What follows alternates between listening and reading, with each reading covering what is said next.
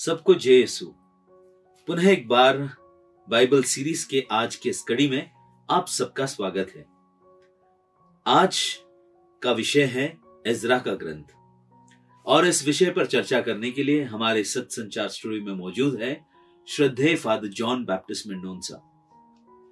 Father ji, आपका बहुत बहुत स्वागत है। धन्यवाद फादर जी। हमें खुशी है कि आप आज हमारे इस स्टूडियो में आए हैं और विशेष रूप से एजरा के ग्रंथ के बारे में चर्चा करने के लिए। श्रद्धेय father John Baptist Mendonca Bareilly धर्म प्रांत के एक सीनियर प्रीस्ट हैं, सीनियर पुरोहित, और वे बरेली धर्म प्रांत के अलग अलग पल्लियों में कार्य कर चुके हैं, अलग अलग स्थानों पर पल्ली पुरोहित के रूप में, और साथ ही साथ अलग अलग विद्यालयों में वो प्रधानाचार्य और प्रबंधक के रूप में कार्य कर चुके हैं। वर्तमान में श्रद्धेय फादर जॉन दोना नामक स्थान में सेक्रेड हार्ट चर्च दोना के पल्ली पुरोहित हैं और बिशप कॉन्वेंट स्कूल दोना के प्रबंधक भी हैं। पुनः एक बार फादर जी, आपका स्वागत है और चर्चा को आगे बढ़ाते हैं। सबसे पहला प्रश्न मेरा आपसे यह है कि एजरा के ग्रंथ के लेखक कौन है? वास्तव में एजरा के ग्रंथ के लेखक के बारे में कोई भी वर्णन नहीं है और इसका लेखक अज्ञात है और इसके बारे में हमें कोई भी जानकारी नहीं दी गई है। तो दूसरा प्रश्न ये होगा कि एजरा के ग्रंथ की पृष्ठभूमि क्या है, या उसके पहले 2-3 अध्याय में, अक्सर पहले अध्याय में पहले जो भाग होता है उसमें पृष्ठभूमि का अवलोकन हो जाता है, तो उसमें किस प्रकार से इसका अवलोकन किया गया है? इस ग्रंथ में हम लोग देखते हैं कि किस प्रकार इजरायली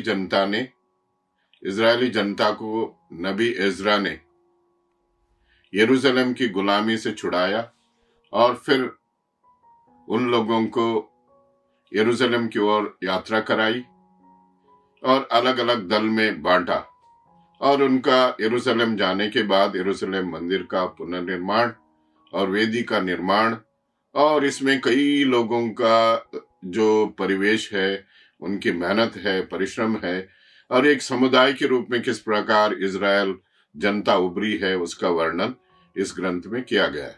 कि पहले एजरा के पहले 3 अध्याय में हम लोग ये पढ़ते हैं कि किस प्रकार एजरा नबी ने इजराइल जनता को अलग अलग समुदाय में, अलग अलग ग्रुप में बांटा और उनको लेवी जो पुरोहित थे, याजक थे, उनकी अगुवाई में किस प्रकार उनकी यात्रा कराई। सबसे पहले उनकी लिस्ट बनाई गई और अलग अलग दल में उनको बांटा गया, और एजरा ने उनको एक जगह एकत्रित करके उनको समझाया कि किस प्रकार ये यात्रा होगी और इस यात्रा का मुख्य उद्देश्य क्या है और इसे हम किस प्रकार पूरा कर सकते हैं, और उनको अच्छी तरह से समझाया कि इजराइल एक चुनी हुई प्रजा है और ईश्वर के विधान के अनुसार वे यरूशलेम मंदिर का निर्माण करेंगे और एक समुदाय के रूप में ईश्वर की स्तुति, गुणगान और पूजन में वे लोग भाग लेंगे। तो एजरा के चौथे से छठे ग्रंथ, ये तो पहले आपने बताया पहले से तीसरे ग्रंथ के बीच में जो बात बताई गई है, लेकिन चौथे से छठे अध्याय तक याजक और लेवी वर्ग इजरायलियों का सहयोग लेकर किस प्रकार यरूशलेम मंदिर का निर्माण करते हैं? जब एजरा नबी ने इनको चुना तो उस वक्त उनको धन की आवश्यकता थी और जो मैन पावर जिसे हम कहते हैं कि लेबर की जरूरत थी। तो उन्होंने जब यात्रा की, इसका पूर्ण उन्होंने मन में सोचा और 650 मन सोना और 1000 अशर्फियां देकर लेवी समुदाय को यरूशलेम मंदिर के वेदी के निर्माण के लिए भेजा, और ये सारे समुदाय ने एकत्रित होकर उनको वहां वेदी का निर्माण करना शुरू किया। और एक बात वहां अड़चन में आई कि जो समारी लोग उनकी मदद करना चाहते थे, लेकिन इजरायली नहीं चाहते थे कि वे इस काम में उनको मदद करें, और इसकी वजह से काम रुक गया। मंदिर निर्माण का कार्य फिर रुक गया क्योंकि समारी लोगों ने जाकर फारसी राजा के पास शिकायत की और मंदिर का काम रुक गया। तब एजरा नबी ने आकर उन दोनों समुदायों के बीच, इजराइल और समारी के बीच उन्होंने समझौता कर लिया और फिर से मंदिर निर्माण का कार्य शुरू हो गया। तो अगला प्रश्न ऐसा है फादर जी, बाबुल निर्वासन के बाद इजरायली किस प्रकार से यरूशलेम, आपने कहा कि यरूशलेम लौटे, तो किस प्रकार से वो लौटा है? इस प्रश्न में हम लोग देखते हैं कि किस प्रकार इजराइल की यात्रा बहुत कठिन थी और उनको बहुत मेहनत के साथ वापस बाबुल के निर्वासन के बाद, बाबुल की गुलामी के बाद फिर उनको यरूशलेम लौटना था। और इस यात्रा की तुलना हम लोग नबी मूसा से कर सकते हैं, जिस प्रकार उन्होंने इजराइल जनता को इजिप्ट की गुलामी से छुड़ाकर प्रतिज्ञात देश की ओर वो ले चले और किस प्रकार उनको एक समुदाय के रूप में उन्होंने उनका परिवेश पालन पोषण किया। और इसी के फलस्वरूप हम देखते हैं इजरा भी इसी भूमिका को निभाते हैं और उसमें विशेष प्रकार से जो लेवी याजक वर्ग थे वे बलिदान चढ़ाने में और ईश्वर की स्तुति और गुणगान करने में सहायता करते थे और उनके लिए ही ये कार्य सौंपा गया कि वे यरूशलेम मंदिर की वेदी का निर्माण करें। तो फादर जी अगला प्रश्न ये है कि नबी इजरा इजराइल से क्यों दुखी था? इजराइल जनता जो थी उन्होंने धीरे धीरे अपने धर्म का मार्ग छोड़ दिया और उन्होंने अमोरी और हित्तियों के स्त्रियों के साथ विवाह किया और उनके अंधविश्वासों को स्वीकारा और गलत रीति रिवाजों को अपनाया, मूर्ति पूजा शुरू की। इससे इजरा बहुत गुस्से में था और वो बहुत दुखी हो गया कि इस प्रजा को मैंने इस रीति से यहाँ गुलामी से छुड़ा कर ले आए, लेकिन ये गलत ईश्वर का रास्ता छोड़कर अधर्म के मार्ग पर चल रही है। इसकी वजह से इजरा हृदय से दुखी हो गया। तो नबी इजरा और इजराइल अपने पापों के प्रति किस प्रकार पश्चाताप करते हैं? नबी इजरा जो है अत्यंत दुखी था, तो उनके मन में ये भावना आई कि कहीं ना कहीं हमने ईश्वर के विरुद्ध अपराध किया है, इसके प्रति हमें पश्चाताप करना जरूरी है।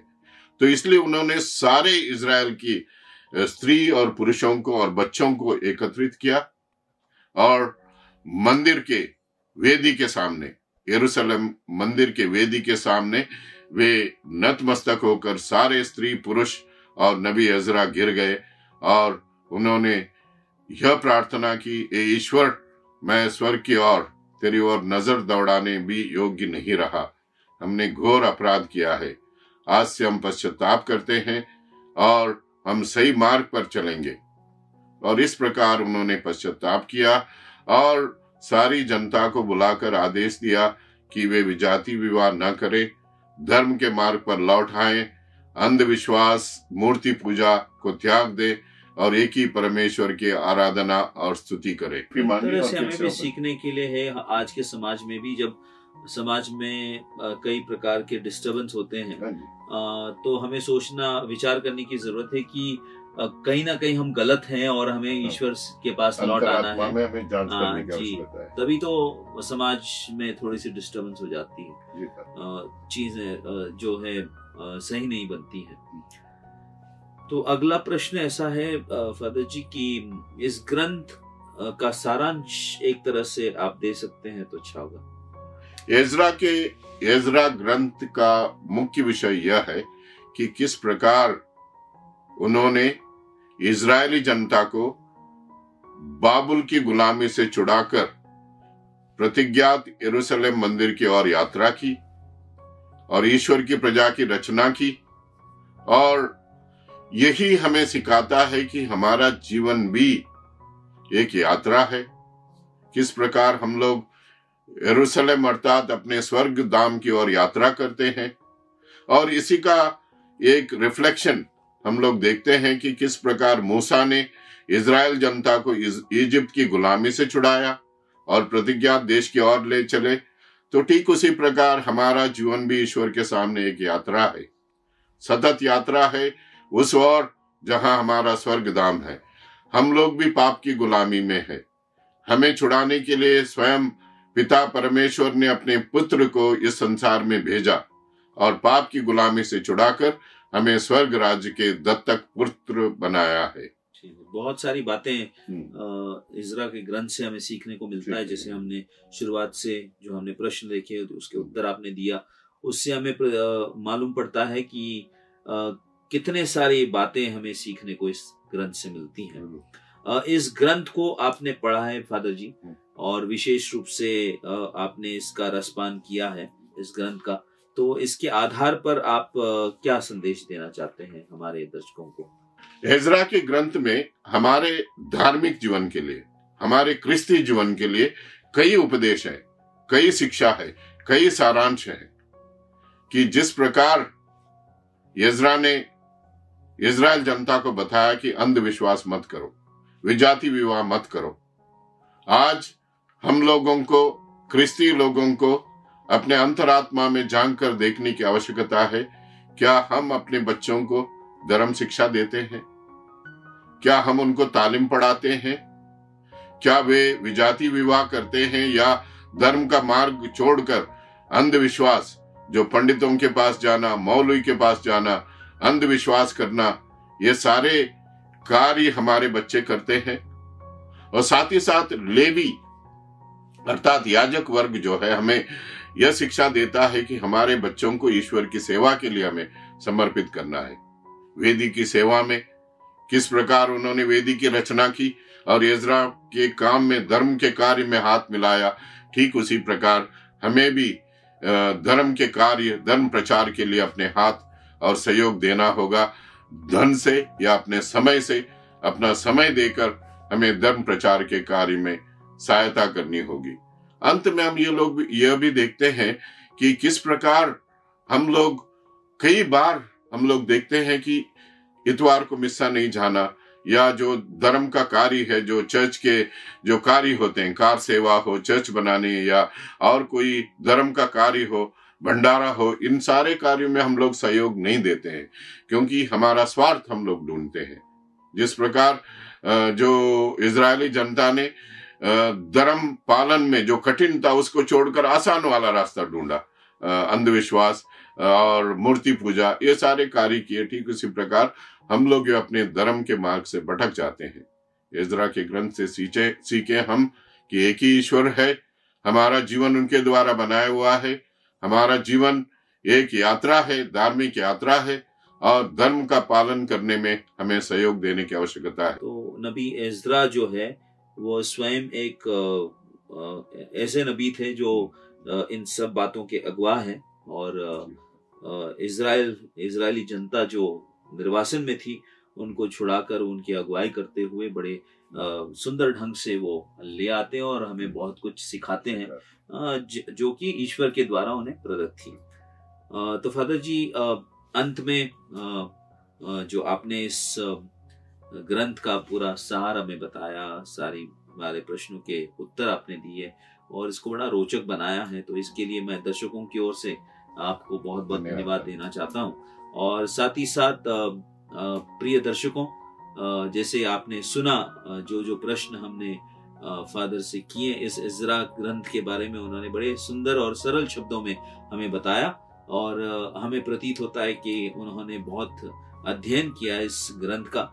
तो जाहिर है कि आप लोगों ने जो आपने इसको सुना है वो आपको समझ में आया है, और इस समझ के बाद आप जरूर इस ग्रंथ को पढ़ेंगे बड़े रुचि के साथ, और अच्छी तरह से आपको यह ग्रंथ अभी समझ में आएगा। तो पुनः एक बार दर्शकों आपसे विनती है, निवेदन है कि आप इस चैनल को सब्सक्राइब करें स्वयं, और दूसरों को भी प्रोत्साहित करें कि वो चैनल को सब्सक्राइब करें, लाइक करें, शेयर करें, ताकि प्रभु के मीठे वचन का रसपान हम सभी कर पाएं और हम इससे जीवन पाएं। पुनः एक बार आप सभी को बहुत बहुत धन्यवाद, शुक्रिया, और पुनः भेंट होगी। जय यीशु।